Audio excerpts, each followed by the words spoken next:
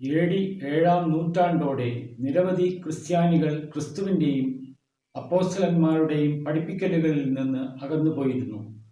നബി ക്രിസ്ത്യാനികളെ കണ്ടുമുട്ടിയപ്പോൾ പ്രത്യേകിച്ച് ചില വിഭാഗങ്ങളാൽ സ്വാധീനിക്കപ്പെട്ടവരെ ത്രിത്വം എന്ന സങ്കല്പത്തിൽ വിശ്വസിക്കുകയും യേശുവിൻ്റെ അമ്മയായ മറിയയോട് ആഴമായ ഭക്തി കാണിക്കുകയും ചെയ്ത വ്യക്തികളെ മുഹമ്മദ് നബി കണ്ടുമുട്ടി. ഖുർആൻ തൃത്വത്തിൻ്റെ ആശയത്തെ ശക്തമായി നിരാകരിക്കുകയും ഏകദൈവ വിശ്വാസത്തിന് പ്രാധാന്യം നൽകുകയും ചെയ്യുന്നു. ചില വാക്യങ്ങൾ മറിയയെ ഒരു ദിവ്യ തൃത്വത്തിൻ്റെ ഭാഗമായി കണക്കാക്കുന്നുവെന്ന് സൂചിപ്പിക്കുന്നതായി തോന്നുന്നു.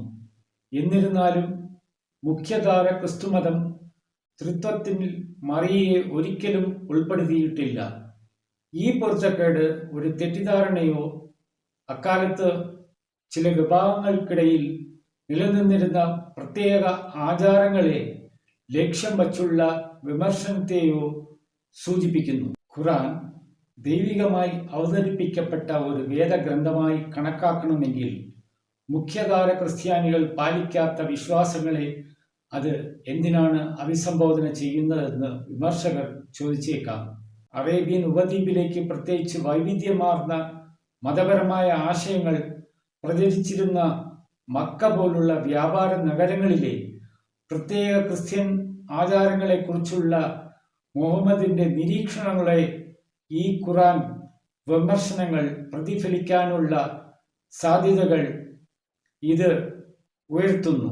പ്രവാചകൻ മുഹമ്മദ് നിരീക്ഷിച്ചത് അതിശയോക്തി കലർന്ന മരിയൻ ഭക്തി, ത്രിത്വത്തിൻ്റെ തെറ്റിദ്ധരിക്കപ്പെട്ടതോ വളച്ചൊടിച്ചതോ ആയ പതിപ്പുകൾ, കുരിശുമരണത്തെ നിരാകരിക്കുന്ന തീവ്ര ക്രിസ്ത്യൻ വിഭാഗങ്ങൾ, വിഗ്രഹാരാധനയോട് സാമ്യമുള്ള മതപരമായ കലകളോ ചിഹ്നങ്ങളോ, നാടോടി ആചാരങ്ങളും യഥാർത്ഥ സുവിശേഷത്തിൽ നിന്ന് വളരെ അകലെയാണ്.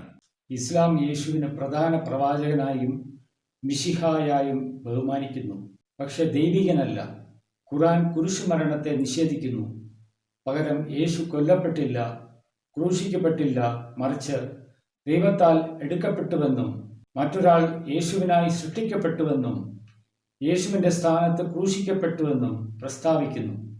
ഈ വിശ്വാസത്തിന് ആദ്യകാല നൂറ്റാണ്ടുകളിൽ നിലനിന്നിരുന്ന ചില ജ്ഞാനവാദ പാരമ്പര്യങ്ങളുമായി സാമ്യമുണ്ട്. അവ വായ്മൊഴിയാൽ കൈമാറ്റം ചെയ്യപ്പെട്ടതോ യാത്രക്കാരിലൂടെയോ അറേബ്യയിൽ എത്തിയിരിക്കാം.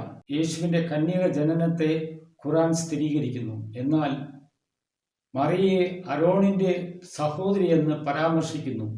ഈ പദപ്രയോഗം അലങ്കാരികമാണെന്നും ആരോണിൻ്റെ പുരോഹിത വംശപരമ്പരയുമായി ബന്ധപ്പെടുത്തി മറിയയുടെ ഭക്തിയെ സൂചിപ്പിക്കുന്നുവെന്നും മുസ്ലിങ്ങൾ വിശദീകരിക്കുന്നു.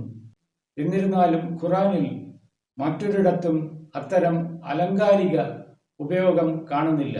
ഇസ്ലാമിക പാരമ്പര്യം അവകാശപ്പെടുന്നത് യേശുവിനൊരു യഥാർത്ഥ സുവിശേഷം ലഭിച്ചുവെന്നും പിന്നീട് അത് നഷ്ടപ്പെട്ടു അല്ലെങ്കിൽ മാറ്റം വരുത്തപ്പെട്ടു എന്നുമാണ്. എന്നിരുന്നാലും പുരാതന പുതിയ നിയമ കൈയെഴുത്തു പ്രതികൾ ഈ വീക്ഷണത്തിന് വിരുദ്ധമാണ്. കൂടാതെ ഇസ്ലാമിക പാരമ്പര്യത്തിൽ വിവരിച്ചിരിക്കുന്നത് പോലെ ഇതിൻ്റെ നിലനിൽപ്പിന് പിന്തുണയ്ക്കുന്ന ഒരു തെളിവുമില്ല.